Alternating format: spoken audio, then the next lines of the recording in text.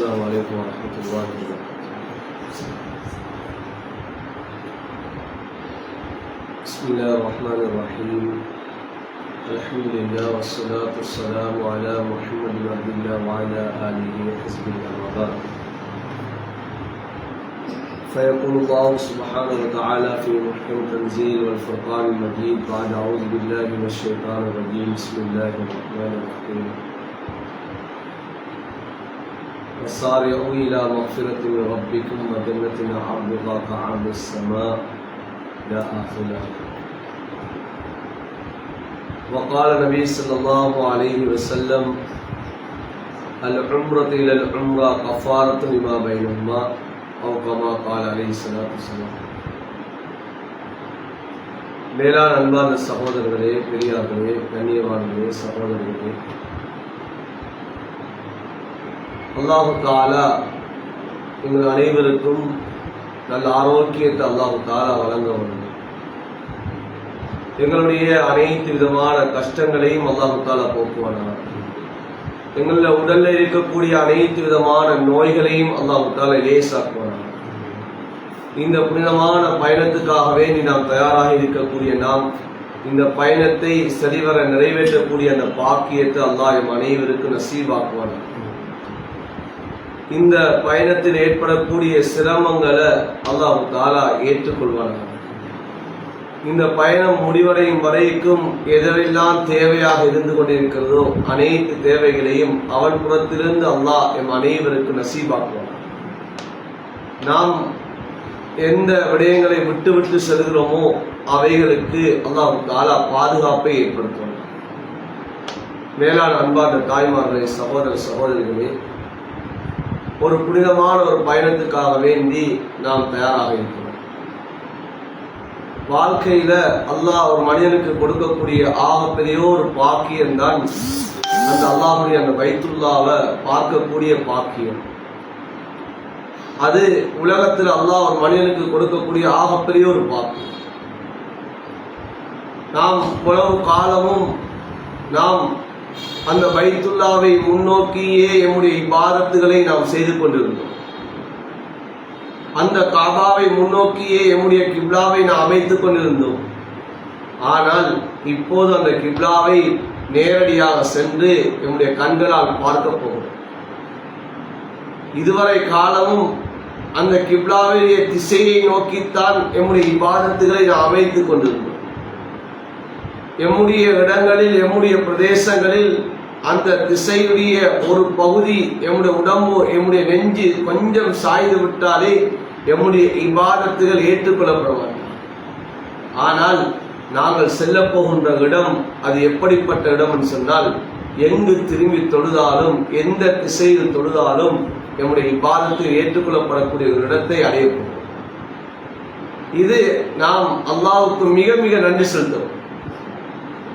அல்லாஹ்விடத்தில் நாம் மிகவும் நாங்கள் நன்றி செலுத்த கடமைப்பட்டவர்களாகவும் இருந்து கொண்டோம். அல்லாஹ் தஆலா இந்த பாக்கியத்தை எல்லோருக்கும் கொடுப்பது கிடையாது. அந்த காபாவை சுத்தியவர்கள் நபிமார்கள், அந்த தவாஃபை செய்தவர்கள் நபிமார்கள், சஹாபாக்கள், உத்தமர்கள் அந்த காபாவை சுற்றி வந்திருக்கிறார்கள். அந்த நபிமார்கள் சுத்தி அந்த காபாவை நானும் சுத்தற்கு சந்தர்ப்பத்தை அல்லாஹ் எனக்கு தரப்போகிறார். அந்த காபாவுடைய மண், அந்த மக்கமா மாநகரம், இது நபிமார்கள் காலடி பட்ட மாநகரம். ஒவ்வொரு நபிமார்களும் மிதித்த ஒரு மாநகரம் தான் அந்த மண்ணை நானும் இன்று மிதிக்கப் போகிறேன். எம்முடைய உயிரின் மேலான ஸல்லல்லாஹு அலைஹி வஸல்லம் அவர்கள் பிறந்த மண், அந்த ஸல்லல்லாஹு அலைஹி வஸல்லம் அவர்கள் அந்த மக்கமா மாநகரிலே கிட்டத்தட்ட 53 வருடங்கள் வாழ்ந்த ஒரு மண் தான் அந்த மக்கமா மாநகரம். அந்த மக்கமா மாநகரத்தை எம்முடைய பாதம் படப்போகிறது அன்பான தாய்மார். ஏனென்றால் எங்களுடைய உள்ளங்களிலே அந்த ஹஜ்ஜுடைய உம்ராவுடைய பயணம் செய்யக்கூடிய கட்டத்திலே முதலாவது அந்த இடத்துடைய மகிமையை நாம் எடுக்கணும்.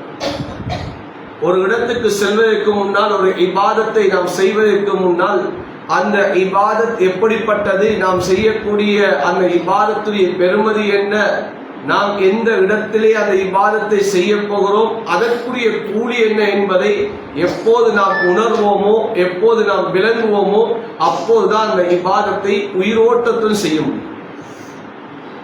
எனவே அந்த மண் அது எங்களுடைய உயிரின் மேலான ஸல்லல்லாஹு அலைஹி வஸல்லம் அவர்களுடைய காலடி பட்ட மண்.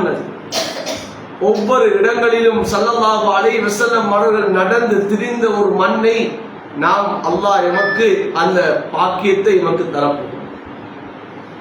அந்த மண்ணிலே நாம் மிதிக்க போகிறோம். அன்பார்ந்த தாய்மார்களே, சகோதரர்களே, எனவே நாம் அல்லாஹ்விடத்திலே பிரார்த்தித்துக் கொண்டே இருக்க வேண்டும். நாம் பயணிப்பதற்கு இன்னும் காலம் இருக்கிறது. யா அல்லாஹ், இந்த மண்ணை மிதிக்காமல் இந்த காலை உயர்த்தி விடாது, இந்த ரூஹை உலகத்தை விட்டு நீ பிரித்து விடாதே. இதிலே ஆரம்பமாக செல்லக்கூடியவர்களும் இருப்பீர்கள், பல தடவைகள் இந்த பயணத்தை மேற்கொண்டவர்களும் இருப்பீர்கள்.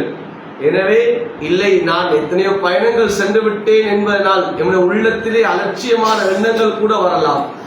நாம் இதற்கு முன்னால் சென்றிருக்கிறோம், இப்போது எம்முடைய மனைவியை கூட்டிக் கொண்டு செல்ல போகிறோம், எம்முடைய பிள்ளைகளை கூட்டிக் கொண்டு செல்ல போகிறோம், அதனால நானும் செல்ல போகிறேன் என்பதாக நாம் நினைத்துக் கொள்ளலாம். ஆனால் இது எம்முடைய கட்டித்தனம் அல்ல. அல்லாஹ் எமக்கு ஒரு சந்தர்ப்பத்தை தருகிறான். மீண்டும் நீ என்னுடைய பைத்துல்லாவை வந்து பார் என்ற ஒரு பாக்கியத்தை தருகிறான். இன்னும் லட்சக்கணக்கான கோடிக்கணக்கான கண்கள் அந்த காபாவை பார்க்க முடியாமல் இன்றும் இருந்து கொண்டிருக்கிறார். எத்தனையோ கண்கள் கண்ணீர் வடித்துக் கொண்டிருக்கிறது, அந்த காபாவை நானும் பார்க்க வேண்டும் என்பா கண்ணீர் வடிக்கிறார்கள். ஆனால் அல்லாஹ் எமக்கு அந்த பாக்கியத்தை தருகிறான். எமக்கு அந்த பாக்கியத்தை அல்லாஹ் நசீபாக்கி இருக்கிறான்.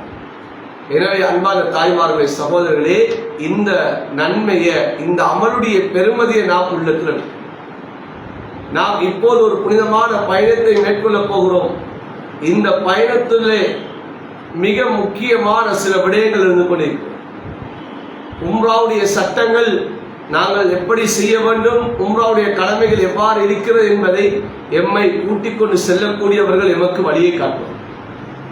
உம்ரா என்பது 4 கடமைகள் தான், 4 அமல்கள் தான் உம்ரா என்று சொல்லக்கூடியது.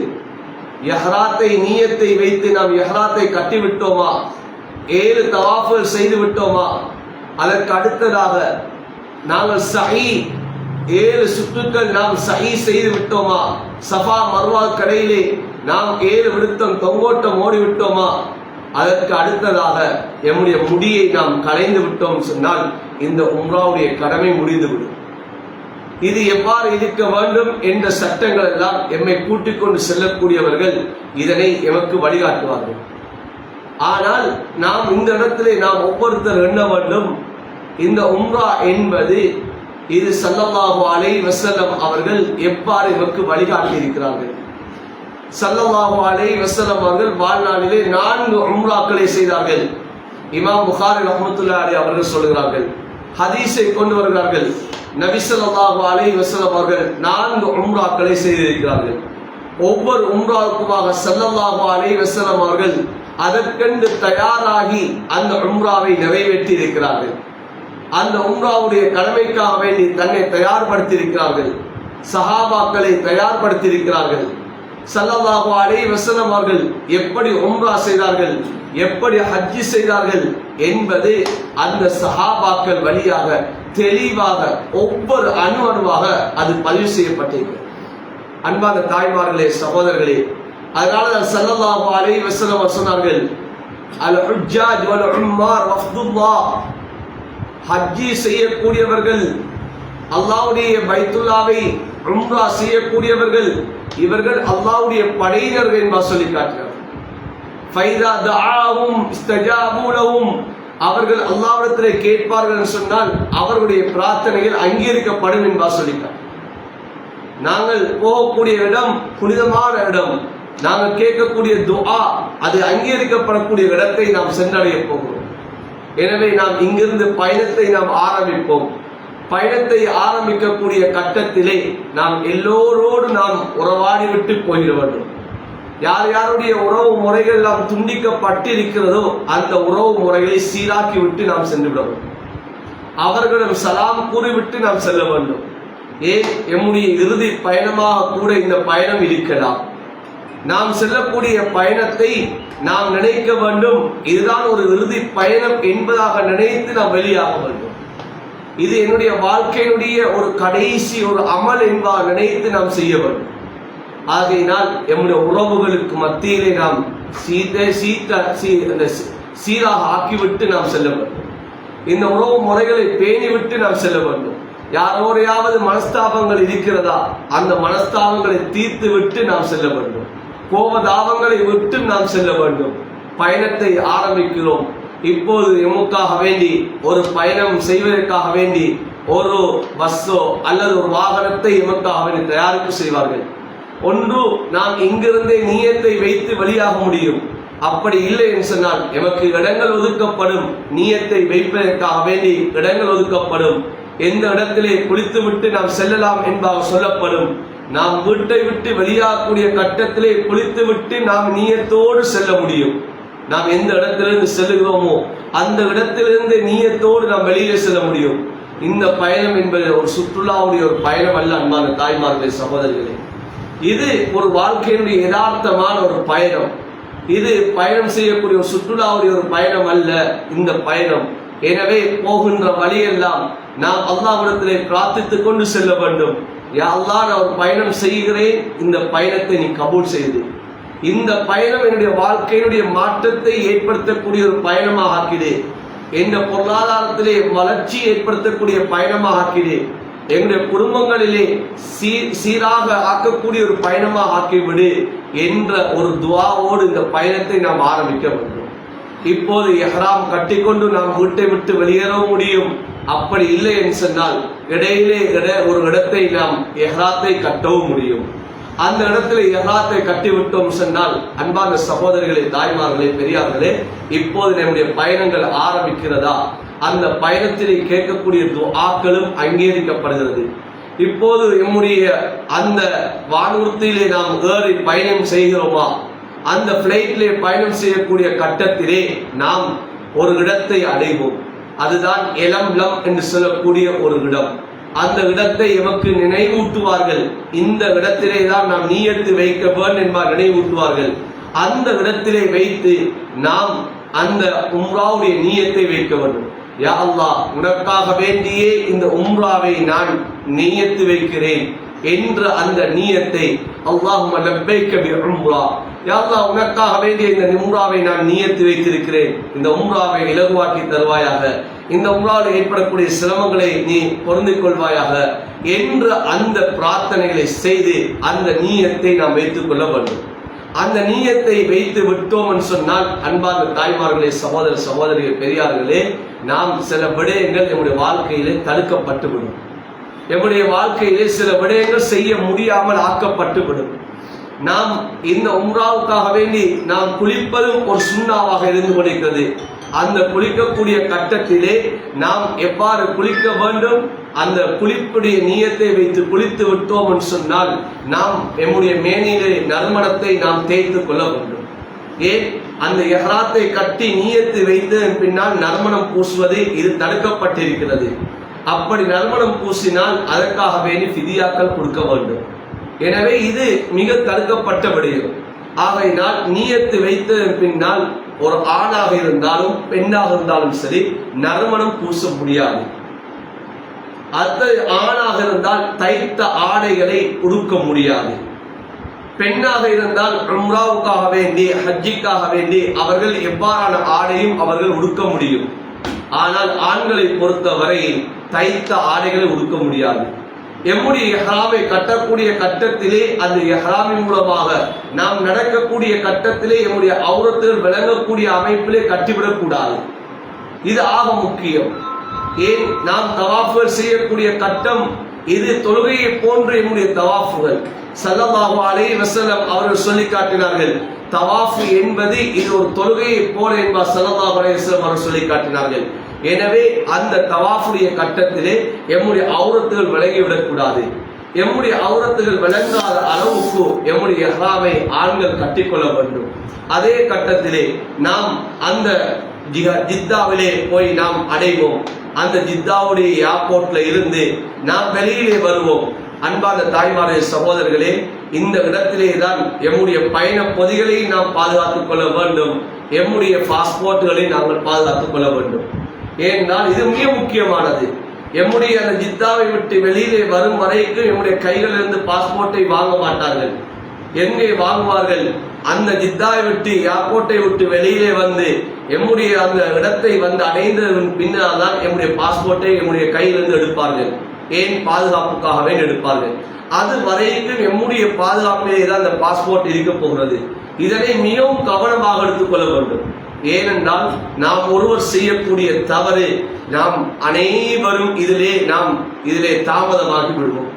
அனைவரும் இதிலே சிரமத்துக்குள்ளாகி விடுவோம்.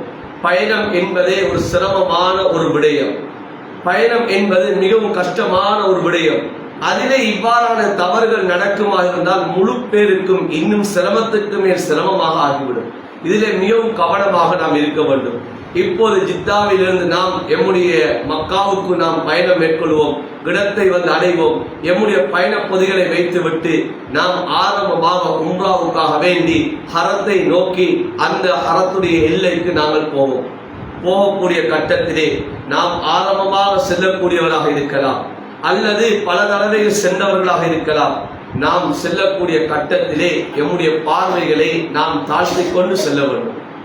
நாம் உள்ளத்தால் நாம் எண்ண வேண்டும், அந்த காபாவை பார்க்க வேண்டும். அந்த காபாவை பார்த்து நேராக பார்த்து விட்டுதான் என்னுடைய பார்வையை நான் உயர்த்துவேன் என்று சொல்லி அந்த காபாவுடைய அந்த மகத்துவத்தை உள்ளத்தில் நாம் எடுத்தவாறு நாம் அந்த பார்வையை தாழ்த்திக் கொண்டு எம்முடைய அந்த பயணத்தை நாம் ஆரம்பிக்க வேண்டும். இப்போது நாம் ஹரத்துடைய எல்லையை நாம் அடைவோம். அது எத்தனையாவது நம்பர் கேட்டால் செல்வோம் என்பதும் எமக்கு சொல்லப்படும். அநேகமாக நான் நினைக்கிறேன் 79ஆம் நம்பர் கேட்டால் தான் அநேகமாக நாம் செல்வோம். அந்த கேட்டால் செல்லக்கூடிய கட்டத்திலே அந்த ஹரத்துக்கு கிட்ட போகும் வரைக்கும் நாம் பார்வையை உயர்த்தக்கூடாது. அந்த காபாவை காணுகின்ற அந்த இடம் வரைக்கும் அந்த காபா அந்த கேட்டுக்கூடிய முன் பகுதியிலிருந்து பார்த்தாலும் அந்த காபாவுடைய ஒரு பகுதி விளங்கும், அதனுடைய கீழ் பகுதி விளங்கும். நாம் அதெல்லாம் பார்க்க கூடாது. நாம் பார்வையை குனிந்தவர்களாக நாம் அப்படியே சென்று அந்த காபா முழுமையாக தெரிகின்ற வரைக்கும் எம்முடைய பார்வை உயர்த்தாமல் போக வேண்டும். அந்த காபா முழுமையாக தெரியக்கூடிய இடத்தை எம்முடைய வழிகாட்டிகள் சொல்லுவார்கள். அந்த இடத்தை அடைந்தவுடன் பார்வையை தூக்குங்கள் என்று சொன்னவுடன் நாம் அந்த காபாவை பார்க்கக்கூடிய கட்டத்திலே எம்முடைய கண்களிலிருந்து கண்ணீர் வடியும். இதுதான் உண்மையான உணர்வு என்பது. இதுதான் எம்முடைய உள்ளத்தில் ஏற்படக்கூடிய அந்த உணர்வு என்பது. இதுதான் அந்த உணர்வை அந்த இடத்திலே நாம் அந்த காபாவை முதலாக என்னுடைய பார்வையை படக்கூடிய சமயத்திலே நாம் அல்லாஹ்விடத்திலே கேட்கக்கூடிய அந்த துஆ ஏற்றுக்கொள்ளப்படும். அந்த காபாவை பார்த்து நாம் என்ன பிரார்த்தனையை செய்ய வேண்டுமோ அந்த பிரார்த்தனைகள் அத்தனையும் நாம் கேட்க வேண்டும். நாம் ஒரு 10 நிமிடமோ 20 நிமிடமோ அரை மணித்தியாலமோ அல்லாஹ்விடத்திலே கெஞ்சி மன்றாடி அந்த காபாவை பார்த்து யா அல்லாஹ் என்று சொல்லி கேட்க வேண்டும். எம்முடைய உலகத்துடைய, எம்முடைய ஆகிரத்துடைய, எம்முடைய கபருடைய வாழ்க்கை, எம்முடைய கியாமத்துடைய மஹ்ஷருடைய வாழ்க்கை, அல்லாஹ்வுடைய நெருக்கம் எல்லாவற்றையும் அந்த காபா வழியே நாம் பார்த்து விட்டு நாம் கேட்க வேண்டும். கண்ணீர் வடிய வேண்டும் அந்த காபாவை பார்க்கக்கூடிய கட்டத்தில்.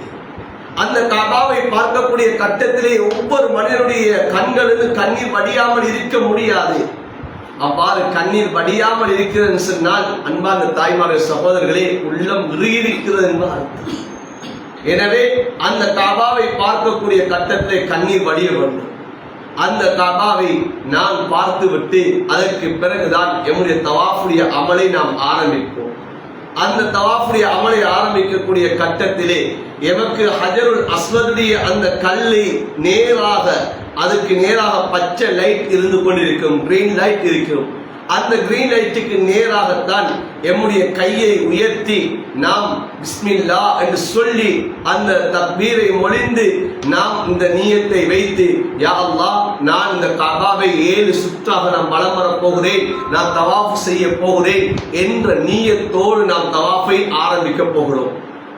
இந்த 7 தவாஃபுகள் முடியும் வரைக்கும் நாம் அன்பான தாய்மார்கள், சகோதரர்களே, எம்முடைய போன்களை யூஸ் பண்ணுவது கிடையாது. இந்த போன் மொபைல்களிலே கோல்கள் வந்து கொண்டிருக்கும். எம்முடைய குடும்பத்தார்கள் கோல் எடுப்பார்கள், நண்பர்கள் கோல் எடுப்பார்கள், எம்முடைய பிள்ளைகள் கோல் எடுப்பார்கள். போய் சேர்ந்து விட்டீர்களா, நீங்கள் எங்கே இருக்கேன்பா கோல் எடுப்பார்கள். தயவு செய்து யாரும் கலைத்து விடாதீர்கள். ஏன் தவாஃப் என்பது தொழுகையை போல. நீங்கள் அங்கே சென்று பார்த்தால் விளங்கும். சிலர் அங்கே போன்களை வைத்துக் கொண்டு செல்ஃபி எடுத்துக்கொண்டு இருப்பார்கள், அந்த தவாஃபை கலைத்துக் கொண்டு இருப்பார்கள். ஆனால் நாம் கலைத்து விடக்கூடாது. அந்த முதலாவது அந்த உம்ராவுடைய 7 தவாஃபுகளிலும் எந்த விதமான பேச்சுகளும் இருந்துவிடக்கூடாது. நாம் துஆவோடு அந்த 7 தவாஃபுகளையும் நாம் செய்ய வேண்டும். அந்த 7 சுற்றுகள் சுற்றக்கூடிய கட்டத்திலே அந்த கஅபாவுடைய திரையை கூட பிடித்து விடக்கூடாது. ஏன் பிடித்து விடக்கூடாது என்று சொன்னால், அந்த கஅபாவுடைய திரையிலே நறுமணம் பூசப்பட்டிருக்கிறது. அந்த நறுமணத்தை தொட்டு விட்டாலும் இப்போது நாம் ஃபிதியா கொடுப்பதற்கு கடமையாகி விடுவோம். எனவே அந்த தவாஃப் 7 தவாஃபிலே கஅபாவுடைய திரையை கூட பிடித்து விடக்கூடாது. கஅபாவுடைய திரையை நீங்கள் பார்த்தால் விளங்கும். ஒவ்வொரு நேரமும் அந்த நேரத்திலே குறிப்பிட்ட அந்த நேரம் இருக்கிறது. அந்த நேரத்திலே அந்த கஅபாவுடைய திரைக்கு நறுமணம் பூசப்பட்டு கொண்டேதான் இருக்கும். ஹஜர் அஸ்வதுடைய கல்லுக்கு நறுமணம் பூசப்படும். அதே போலதான் கஅபாவுடைய அந்த வாசலுக்கு கீழால் இருக்கக்கூடிய அந்த ஷாதர்வான் அந்த படிக்கட்டுகளுக்கு எல்லாம் என்ன செய்யப்படும், நறுமணம் பூசப்படும். ருக்னே யமானி அதற்கு நறுமணம் பூசப்படும்.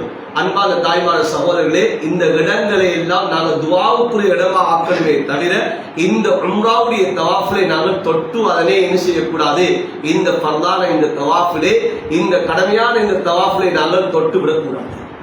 அதற்கு நஃபீலான தவாஃப்களை நாங்கள் ஒவ்வொரு தொழுகைக்காக செல்லக்கூடிய கட்டத்திலே அந்த இடங்களை நீங்கள் ஹஜர் அஸ்வதை முத்தமிடுவதற்கு சந்தர்ப்பம் கிடைக்கிறதா, முத்தமிடுங்கள். ருக்னே யமானியை முத்தமிடுவதற்கு சந்தர்ப்பம் கிடைக்கிறதா, அந்த இடத்திலே செல்லக்கூடிய பாக்கியம் கிடைக்கிறதா, சென்று விடுங்கள். கஅபாவுடைய அந்த கதவை தொடரக்கூடிய பாக்கியம் கிடைக்கிறதா, அந்த இடத்திலே நீங்கள் சென்று விடுங்கள். இது சுன்னத்தான தவாஃபிலே ஒவ்வொரு தொழுகைக்கு பின்னால் செய்யக்கூடிய அந்த தவாஃபிலே செய்து விடுங்கள். ஆனால் கடமையான தவாஃப்களிலே இதனை செய்து விடாதீர்கள். இந்த 7 தவாஃப்களை செய்யக்கூடிய கட்டத்திலே ஹஜர் அஸ்வது கல்லுடைய இருந்து நாம் ஆரம்பிப்போம். ஆரம்பித்து மீண்டும் அந்த ஹஜர் அஸ்வதுடைய கல்லை வந்து அடையக்கூடிய கட்டம் தான் முதலாவது தவாஃப் நமக்கு நிறைவடைகிறது. இவ்வாறு 7 தவாஃப்களை நாம் செய்ய வேண்டும். இந்த 7 தவாஃப்களை செய்யக்கூடிய கட்டத்திலே இந்த சுற்றுகளிலே பல இடங்கள் இருக்கிறது. அன்பான தாய்மார்களே, சகோதரர்களே, எம்முடைய துஆக்கள் பிரார்த்தனைகள் அங்கீகரிக்கப்படக்கூடிய இடங்கள் இருக்கிறது. அதில் ஹஜர் அஸ்வதுடைய கல்லும் துஆ அங்கீகரிக்கப்படக்கூடிய இடம் தான். மக்காமே இப்ராஹிம் துஆ அங்கீகரிக்கப்படக்கூடிய இடம். அதே போல கஅபாவுடைய அந்த பீலி மீசாப் என்று சொல்லக்கூடிய அந்த பீலி துஆ அங்கீகரிக்கப்படக்கூடிய இடம். அதே போலதான் இந்த ருக்னே யமானி ஸல்லல்லாஹு அலைஹி வஸல்லம் அவர்கள் துஆ அங்கீகரிக்கப்படக்கூடிய இடம் என்பா சொல்லி காட்டினார்கள். இவ்வாறு பல இடங்கள் அதில் இருந்து கொண்டிருக்கிறது. அந்த கஅபாவை சுற்றி வரக்கூடிய கட்டத்திலே பல வரலாற்று முக்கியத்துவம் வாய்ந்த இடங்கள் இருக்கிறது. நீங்கள் சுன்னத்தான தவாஃப்கள் செய்யக்கூடிய கட்டத்திலே ஒவ்வொரு இடமாக சென்று பாருங்கள். அந்த கஅபாவுடைய கதவுக்கு கீழால்தான் ஹஜ்ரத் ஜிப்ரீல் அலைஹிஸ்ஸலாம் வந்து போன இடம் அந்த இடத்திலே இருக்கிறது. அந்த இடத்திலே அந்த கற்கள் அது வித்தியாசமான கற்களாக இருந்து கொண்டிருக்கும். அதிலே நான் நினைக்கிற ஒரு 12 அல்லது அந்த கற்கள் இருக்கிறது. அது வித்தியாசமான நிறத்திலே, ப்ரோன் நிறத்திலே அந்த கற்கள் இருக்கிறது. அது ஹஜ்ரத் ஜிப்ரீல் அலைஹிஸ்ஸலாம் அவர்கள் வந்து இறங்கிய இடம். எனவே அந்த கஅபாவை சுற்றக்கூடிய இடத்திலே பல இடங்கள் இருந்து கொண்டிருக்கிறது. அடுத்ததுதான் கஅபாவுக்கு முன்னாலே அரை வட்டம் போன்ற ஒரு இடம் இருக்கிறது. அது ஹதீம் என்று சொல்லப்படும். அந்த இடத்திலே உள்ளுக்குள்ளா தொழக்கூடிய பாக்கியம் கிடைத்தால் அல்ஹம்துலில்லாஹ். அதற்கு சில நேரங்களை ஒதுக்கி இருக்கிறார்கள். ஆண்களுக்கென்று சில நேரங்கள், பெண்களுக்கென்று சில நேரங்கள் ஒதுக்கி இருக்கிறார்கள். அந்த நேரங்களை உங்களுக்கு சொல்லுவார்கள். அந்த நேரங்களை நாம் எதிர்பார்த்து அந்த இடத்துக்குள்ளா தொழுவதற்கு நாம் அந்த சந்தர்ப்பத்தை எடுக்க வேண்டும். அந்த இடத்திலே உள்ளுக்குள்ளே தொழுவதை, அந்த அரை வட்டத்துக்குள்ளா தொழக்கூடிய அந்த பாக்கியம் கிடைக்குமாக இருந்தால் அந்த கஅபாவுக்குள்ளா தொழுத நன்மை எமக்கு கிடைத்துவிடும். ஸல்லல்லாஹு அலைஹி வஸல்லம் சொல்லி காட்டினார்கள். ஏன் அந்த ஹதீம் என்று சொல்லக்கூடியது அது கஅபாவுடைய ஒரு பகுதி. அந்த கஅபா அந்த ஹதீமுக்குள்ளா தொழுவது அந்த கஅபாவுக்குள்ளே தொழுவதனுடைய கூலி என்பார் ஸல்லல்லாஹு அலைஹி வஸல்லம் சொல்லிட்டாங்க. நீங்க சென்று பார்த்தால் விளங்கும். அந்த ஹதீமுக்கு அப்படியே அரை வட்டத்துக்கு வெளியாலே அதனை பல மணி நேரங்களாக அந்த இடத்திலே அவர்கள் வரிசையாக நின்று கொண்டிருப்பார்கள். பல மணி நேரமாக நிற்பார்கள். ஏன்? அந்த பாக்கியத்தை அடைந்து கொள்வதற்காக வேண்டி.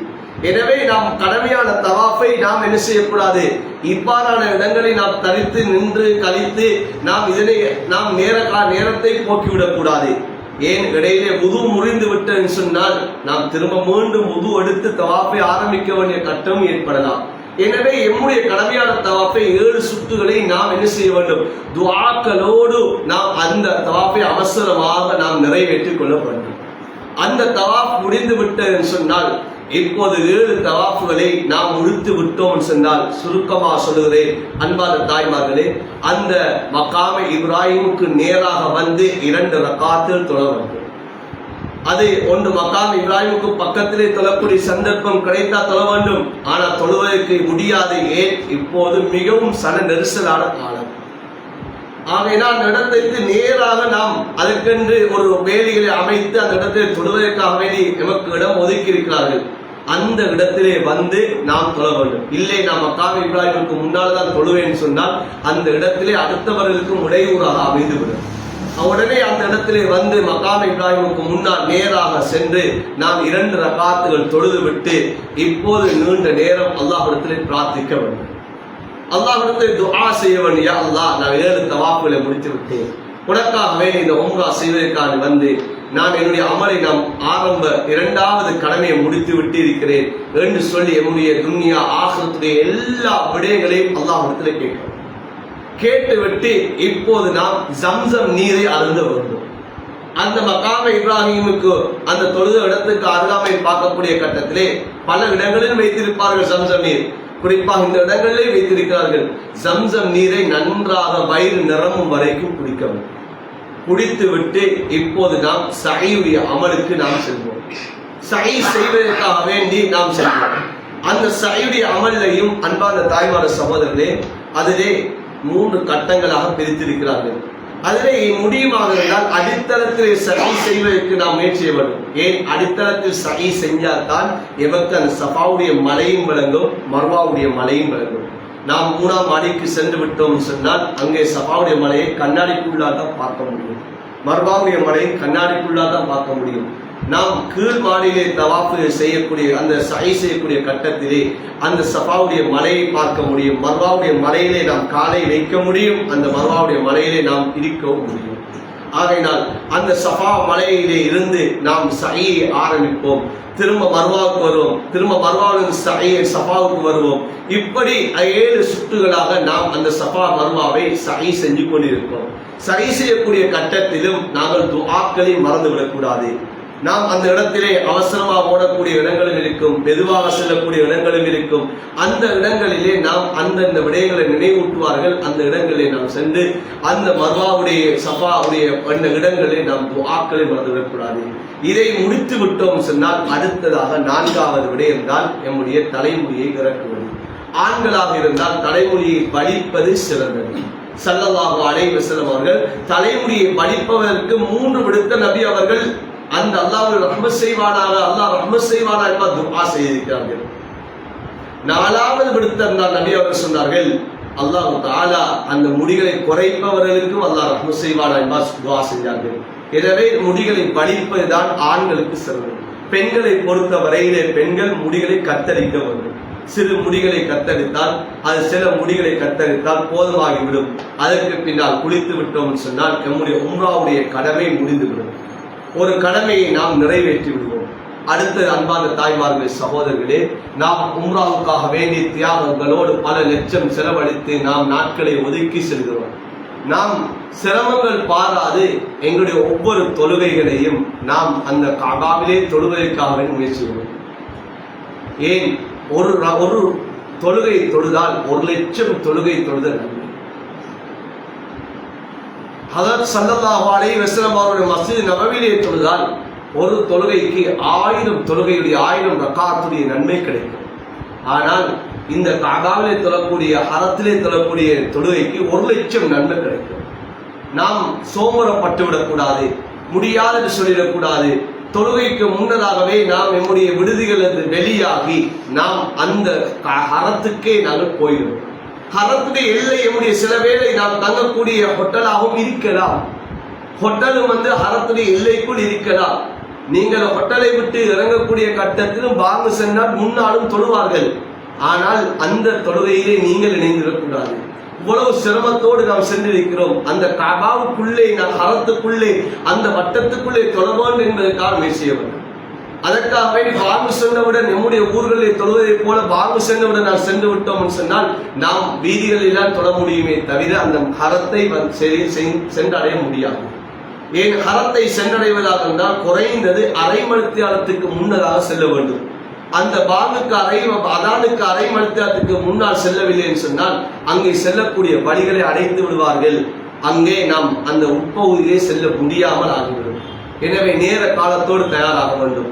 நாம் காலையிலே நாம் தஹஜ்ஜுடைய நேரம், அது இரவு 2 மணியோ அல்லது 1 மணியோ, அல்லது சிலர்கள் அல்ஹம்துலில்லாஹ் சிலர்கள் இஷாவுக்கு போனார்கள் சொன்னால் சுபவுடைய தொழுகையை முடித்து விட்டு தான் வருவார்கள்.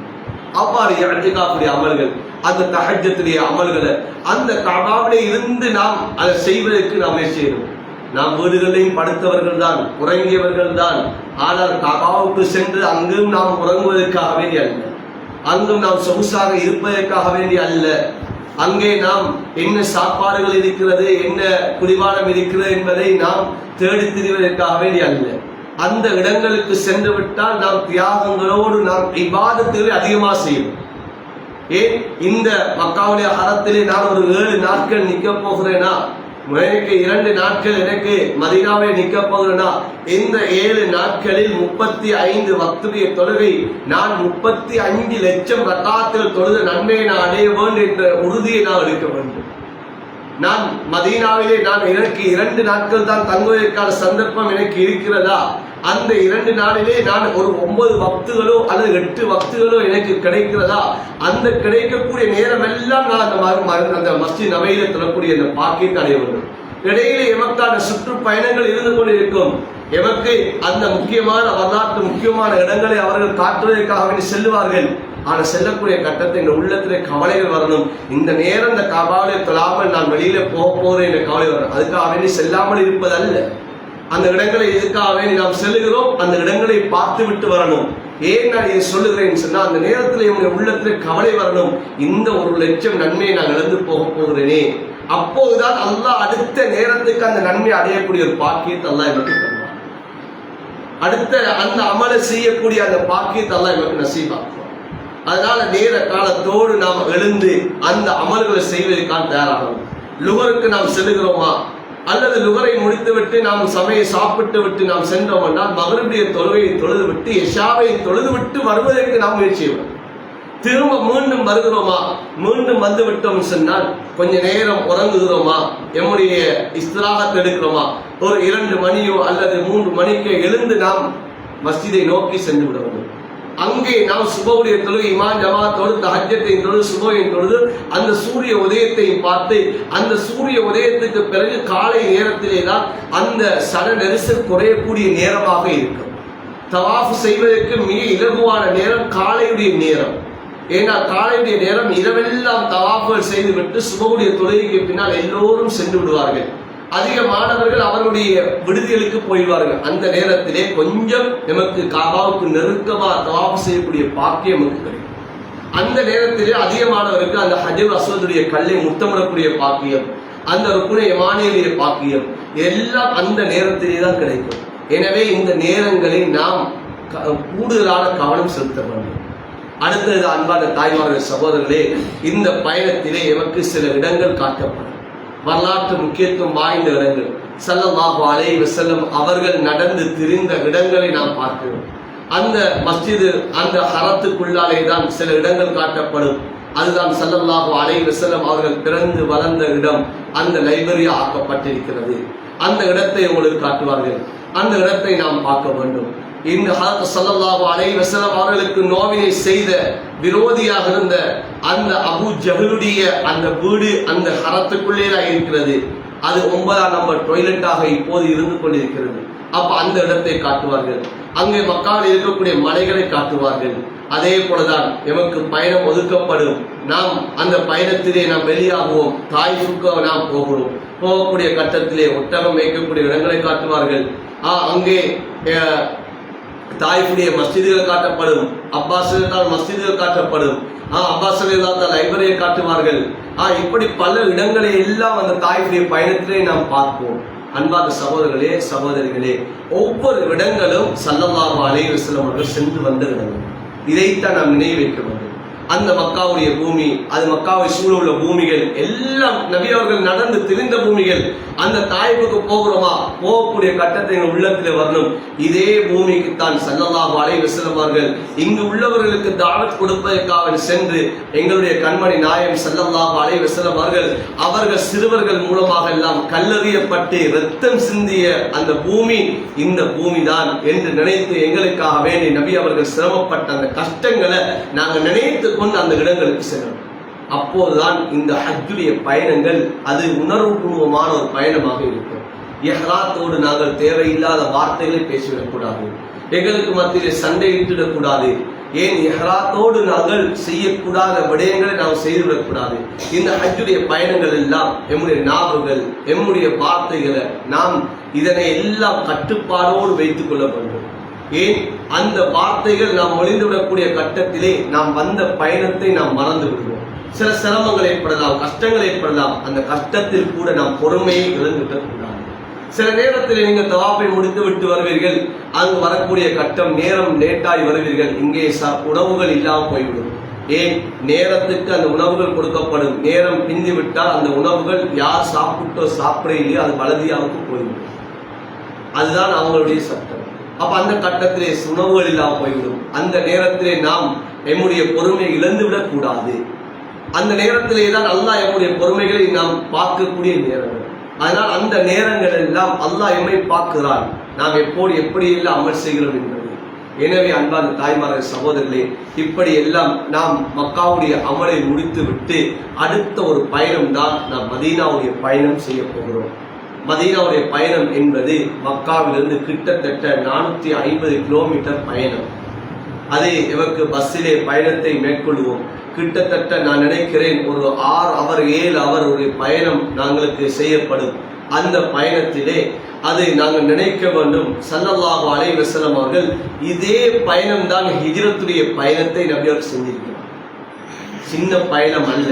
நீங்க மக்காவிலே ஹிராவுடைய மலைக்கு நீங்கள் போவீர்கள், ஹிராவுடைய மலைக்கு சென்றால் நீங்கள் பார்க்க வேண்டும், ஹிராவுடைய குகையை அந்த நபி அவர்கள் எவ்வளவு தொலை தூரம் நபி அவர்கள் எவ்வளவு உயரத்தில் நபி அவர்கள் ஏறியிருக்கிறார் என்பதை பாருங்கள். ஹிராவுடைய மலை என்பது ஒருவர் ஏறி இறங்குவதற்கு சாதாரணமாக 1.5 மணித்தியாலம் தேவைப்படும் ஏறி இறங்குவதற்காக வேண்டி. அந்த மலைக்குத்தான் அன்னை ஹதீஜா ரலியல்லாஹு தஆலா அன்ஹா அவர்களும் வயோதிகமான காலத்திலே ஸல்லல்லாஹு அலைஹி வஸல்லம் அவர்களுக்கு அந்த மலையில ஏறி இறங்கி உணவுகளை கொடுத்து விட்டு வந்தார்கள். நபி அவர்களுக்கு 40வது வயது நுபுவத் கிடைக்கப்படுகிறது. அன்னை ஹதீஜா ரலியல்லாஹு தஆலா அன்ஹா அவர்களுக்கு 55 வயது. அந்த 55 வயதிலே ஹதீஜா ரலியல்லாஹு தஆலா ஏறி இறங்கினார்கள் என்று சொன்னால் இன்றைக்கு நாம் ஏறி இறங்க முடியாது. அந்த காலத்திலே ஏறி இறங்குவதற்கு வழிபாடுகள் பிடித்து கொண்டு போகக்கூடிய அந்த குடிமானங்கள் இல்லை, படிகள் இல்லை. இந்த காலத்திலே சில வசதிகளை ஏற்படுத்தி இருக்கிறார்கள். ஆனால் அப்படி நடப்பதற்கு மணி நேரங்கள் செல்கிறது. அதற்கு இடையில கூட அந்த ஹிராவுடைய புகையில ஏறுவதற்கு இடையில் கூட பல அந்த உண்ணக்கூடிய குடிபானங்களை ஒரு பதவக்கூடிய குடிபானங்கள்லாம் வைத்திருக்கிறார்கள். ஆனால் நபியுடைய காலத்திலே இல்லை. அந்த சிந்தனையோடு நாம் செல்ல வேண்டும். இப்போது மதீனாவை நோக்கி போகக்கூடிய கட்டத்திலே ஸல்லல்லாஹு அலைஹி வஸல்லம் அவர்கள் இதே பாதையினால தானே இப்பொழுது நாம் இலேசாக போய்கொண்டிருக்கிறோம். கரடு முரடான மலைகளுடைய பாதை, அந்த மலைகள் பாதையிலே தான் ஸல்லல்லாஹு அலைஹி வஸல்லம் பாலைவன பூமியிலே தானே நபி அவர்கள் இந்த ஹிஜ்ரத்துடைய பயணத்தை மேற்கொண்டிருக்கிறார்கள். கிட்டத்தட்ட 450 கிலோமீட்டர் பயணம். இந்த பயணம் ஸல்லல்லாஹு அலைஹி வஸல்லம் அவர்கள் ஹதரத் அபூபக்கர் ரலியல்லாஹு தஆலா அன்ஹு அவர்கள் இந்த பயணத்தை செய்திருக்கிறார்களே என்ற ஒரு சிந்தனையோடு இந்த மதீனாவை நோக்கி போக வேண்டும். அது போற வழியிலே உங்களுக்கு பத்ருடைய யுத்தத்தில் அந்த களத்தை காட்டுவார்கள், அந்த மஸ்ஜிதை காட்டுவார்கள். ஸல்லல்லாஹு அலைஹி வஸல்லம் அவர்கள் எந்த இடத்திலே இருந்து அந்த திட்டமிட்டார்கள் அந்த இடம் மஸ்ஜிதாக ஆக்கப்பட்டிருக்க அந்த மஸ்ஜிதை காட்டுவார்கள். அங்கே சுஹதாக்களுடைய ஜனாசாக்களை காட்டுவார்கள். இதெல்லாம் பார்க்கக்கூடிய கட்டத்தை எங்கள் உள்ளத்தில் அந்த உணர்வுகள் ஏற்பட வேண்டும். இப்போது நாம் மதீனாவை நோக்கி நம்முடைய பயணத்தை ஆரம்பிப்போம். இடையிலே மலக்குமார்கள் இறங்கி அந்த மலையை காட்டுவார்கள். ஆனால் சில நேரம் இரவுடைய நேரமாக இருந்தால் அந்த மலையை பார்க்க முடியாது. ஏனென்றால் பாதுகாப்பு கருதி பாதுகாப்பை போட்டு விடுவார்கள், மலையை பார்க்க முடியாது. அந்த மலை இருக்கிறது, மலக்குமார்கள் இறங்கிய இடம், அது சில பேரை பார்க்க முடியாது, சில நேரத்திலே பார்த்து விடுவார்கள். அப்ப அந்த மலையை அப்படியே கடந்து நாம் மதீனாவை நோக்கி பயணத்தை ஆரம்பிப்போம். மதீனாவை போகக்கூடிய கட்டத்திலே நாம் நினைக்க வேண்டும், ஸல்லல்லாஹு அலைஹி வஸல்லம் சொன்னார்கள், யா அல்லாஹ் இந்த மதீனாவுடைய நேசத்தை எல்லோருக்கும் கொடுத்து விடு என்று சொன்னார்கள். நபி அவர்களுடைய துஆ இருந்து கொண்டிருக்கிறது. மதீனாவுக்குள்ளே நீங்க சென்றால் அங்கே இருக்கக்கூடிய கட்டத்திலே உங்களுக்கு மதீனாவை விட்டு பிரிவதற்கு மனம் வராது. ஏன்னா மதீனாவிலே இருக்கக்கூடிய கட்டத்திலே ஒரு முஃமினாக ஈமான் உள்ளவர்கள் அந்த மதீனாவை விட்டு பிரிந்து வருவதற்கு உள்ளம் இடம் கொடுக்காது. அந்த அளவு முஹப்பத் ஏற்படக்கூடிய ஒரு இடம் தான் மதீனாவுடைய மண் என்று சொல்லக்கூடியது. அந்த மதீனாவை அடையக்கூடிய கட்டத்திலே நாம் நினைக்க வேண்டும், இந்த பூமி தான் ஸல்லல்லாஹு அலைஹி வஸல்லம் அவர்கள் வாழ்ந்து மரணித்த ஒரு பூமி, நபியுடைய கபர் இருக்கக்கூடிய பூமி இதுதான் என்பதாக நினைக்க வேண்டும். நாம் அந்த ரௌதாவை நான் பார்க்க வேண்டும். ஸல்லல்லாஹு அலைஹி வஸல்லம் அவர்களுடைய அந்த கபரை நாம் ஜியாரத் செய்ய வேண்டும். அந்த மஸ்ஜித் நபவிக்கு நாம் தொழுவதற்காக வேண்டிய ஒவ்வொரு வக்துக்கு நாம் செல்ல வேண்டும். அந்த வக்துகள் தொழக்கூடிய சமயத்தில் ஒரு ரகாத்துக்கு 1000 ரகாத்துடைய கூலிகள் கிடைக்கப்படும். அந்த ரௌதாவை நாம் ஏழுமான அளவு நாம் அந்த ரௌதாவை ஒரு விடுத்தமோ 2 விடுத்தமோ 3 விடுத்தமோ எத்தனை விடுத்தம் எனக்கு சந்தர்ப்பம் கிடைக்குதோ அந்த ரௌதாவை நாம் பார்க்க வேண்டும். அந்த ஸல்லல்லாஹு அலைஹி வஸல்லம் அவருடைய அந்த கபருக்கு நாம் சலாம் சொல்ல வேண்டும். அஸ்ஸலாமு அலைக யா ரசூலல்லாஹ், அஸ்ஸலாமு அலைக யா அபூ பக்கர், அஸ்ஸலாமு அலைக யா உமர் என்று சொல்லி அந்த வரிசையிலே 3 கபர்கள் இருக்கிறது. முதலாவது கபர், 2வது கபர், 3வது கபர், மேலால் எழுதப்பட்டிருக்கிற யார் யாருடைய கபர் என்பது எழுதப்பட்டிருக்கும், எந்த இடத்துல எந்த சலாம் சொல்லவன் என்று எழுதப்பட்டிருக்கும். அந்த கபர்களை நாம் சலாம் சொல்லி அந்த கபர்களுக்கு நாம் அடிக்கடி நாம் ஏழுமான அளவு நமக்கு சந்தர்ப்பம் கிடைக்கிறதா, ஏன் ஒரு தடவை நாம் அந்த கபரை ஜியாரத் செய்வதாக இருந்தால் குறைஞ்சது 1.5 மணித்தியாலம் 2 மணித்தியாலங்கள் தேவை. ஏன் அந்த அளவு சனம் நெரிசலாக இருந்து கொண்டிருக்கும். அப்ப அந்த கபரை ஏழுமாக இருந்தால் ஒரு தடவையோ 2 தடவையோ 3 தடவை முடியுமாக இருந்தால் அந்த ஜியாரத்தை செய்ய வேண்டும். ஸல்லல்லாஹு அலைஹி வஸல்லம் அவர்களுக்கு ஸலாத்தை சொல்ல வேண்டும். நபி அவர்கள் மீது அதிகமாக நீங்க ஸலவாத்து சொல்லுங்கள். மதீனாவுக்கு செல்லும் படியெல்லாம் ஸலவாத்து சொல்லிக் கொண்டு போங்கள். குறைஞ்சது ஒரு 10,000 20,000 ஸலவாத்துகளை சொல்லுங்கள். சொல்லி ஸல்லல்லாஹு அலைஹி வஸல்லம் அவர்களை நான் சந்திக்க போகிறேன், என்னுடைய உயிரின் மேலான ஸல்லல்லாஹு அலைஹி வஸல்லம் அவர்களை நான் இத்தனை 1000 ஸலவாத்துகளை கொண்டு நான் என்னுடைய ஹபீபை நான் சந்திக்க போகிறேன் என்ற எண்ணத்தோடு நீங்க பயணம் மேற்கொள்ளுங்கள். குர்ஆனை அதிகமாக ஓதுங்கள். ஒரு குர்ஆனை எப்படியாவது முடிப்பதற்கு நீங்கள் முயற்சி செய்யுங்கள். குர்ஆன் ஓத தெரியாதவர்கள் அதிகமாக ஜிக்ர்கள் செய்யுங்கள். அதிகமான குல் சூறாக்களை ஓதுங்கள். குல் சூறாக்கள் மனமிட்டு இருக்கிறீர்களா, அந்த குல் சூறாக்களை அதிகமாக மீட்டி திரும்ப ஓதிக்கொண்டிருங்கள். அப்படியும் இல்லை என்றால் அதிகமாக ஸலவாத்துகள் இஸ்திக்ஃபார்களை கூடுதலாக இந்த ஹஜ்ஜுடைய இந்த உம்ராவுடைய பயணத்தை அதிகமாக நீங்கள் செய்யுங்கள். அடுத்ததுதான் அன்பான தாய்மார்களே சகோதரர்களே, அடுத்ததுதான் ஸல்லல்லாஹு அலைஹி வஸல்லம் அவர்களுடைய அந்த கபர்கள் அவங்களுடைய வீடுகள் இருக்கக்கூடிய ஒரு இடம் தான் வைட் காப்பட் என்று சொல்லக்கூடிய இடம். அது வைட் காப்பட் அல்ல, இப்போ கிரீன் காப்பட் தான். ஏன்னா அந்த வைட் காப்பட்டை எல்லாம் எடுத்துட்டாங்க, இன்னைக்கு அந்த கிரீன் காப்பட். அப்ப அந்த இடத்துல தொழக்கூடிய ஒரு பாக்கியம் எமக்கு கிடைக்கும் என்று அல்லாஹ் வந்து துவா செய்யும். ஏன்னா எல்லாருக்கும் அந்த சந்தர்ப்பம் கிடைக்கிறது அல்ல, எப்ப கிடைக்க மாட்டாது, சில நேரம் அந்த சந்தர்ப்பம் கிடைக்க மாட்டாது. அது கூட்டிக் கொண்டு போகக்கூடியவர்களுடைய தவறுகள் அல்ல, அந்த இடத்திலே அவ்வாறு தான் அமைத்து வைத்திருக்கிறார்கள். சில நேரம் சந்தர்ப்பம் கிடைக்கலாம், சில நேரம் எமக்காக வேண்டி புக் பண்ணுவார்கள். நாம் வெளியிலே நாம் பயணம் ஆகி வீட்டுக்கு வந்து சேர்ந்தது பின்னால் தான் எமக்குரிய அந்த நாள் கிடைக்கக்கூடும். சில சமயத்திலே நாம் அல்லாஹ்விடத்தை கேட்கணும், யா அல்லாஹ் இந்த பயணம் முடிவதற்கு முன்னால் அந்த வயிற்று காப்பட்டில் நிறுத்தி பண்ணணும், அந்த இடத்துல நான் துவா அங்கீகரிக்கப்படணும். ஏன் ஹதரத் ஸல்லல்லாஹு அலைஹி சொன்னார்கள், என்னுடைய அந்த மிம்பருக்கும் என்னுடைய கபருக்கும் இடையில ரௌதாவுக்கும் இடையில இருக்கக்கூடியது அது சொர்க்கத்துடைய இடம் என்பார் ஸல்லல்லாஹு அலைஹி வஸல்லம் சொல்லி காட்டினார்கள். எனவே அந்த இடம் துவா அங்கீகரிக்கப்படக்கூடிய இடம். எனவே அந்த இடத்திலே நெற்றி பட வேண்டும். அது பெண்களுக்கும் ஒதுக்கப்பட்டிருக்கிறது, பெண்களுக்கு நேரம் ஒதுக்கப்பட்டிருக்கிறது, இடங்கள் ஒதுக்கப்பட்டிருக்கிறது, ஆண்களுக்கும் அந்த சந்தர்ப்பம் கிடைக்கும். அந்த இடத்திலே தொழக்கூடிய முயற்சி செய்ய வேண்டும். அடுத்து மதீனாவிலே நாம் சில மலைகளை பார்ப்போம், சில இடங்களை பார்ப்போம், ஹந்தக்குடைய இடத்தை பார்ப்போம். நாம் அந்த மதீனாவிலே உஹதுடைய இடத்தை பார்ப்போம், உஹதுடைய மலையை பார்ப்போம். ஒவ்வொரு இடத்தை போகக்கூடிய கட்டத்தை உஹதை பார்க்கக்கூடிய சமயத்தை நபி அவர்கள் சொல்லி காட்டினார்கள், இந்த உஹதே இது மலை என்னை நேசிக்கிறது, நானும் அந்த மலையை நேசிக்கிறேன் என்று சொல்லி காட்டினார்கள். அந்த அந்த மலையை போகக்கூடிய கட்டத்தை எமக்கு அந்த சிந்தனை வரணும். ஸல்லல்லாஹு அலைஹி வஸல்லம் உஹது யுத்தத்திலே அடிபடுகிறார்கள். ஸல்லல்லாஹு அலைஹி வஸல்லம் அவருடைய பல் ஷஹீதாக்கப்படுகிறது. நபி அவர்களை அந்த காஃபிரிலிருந்து விடுவிப்பதற்காக அந்த உஹது மலை விரிந்து கொடுத்தது.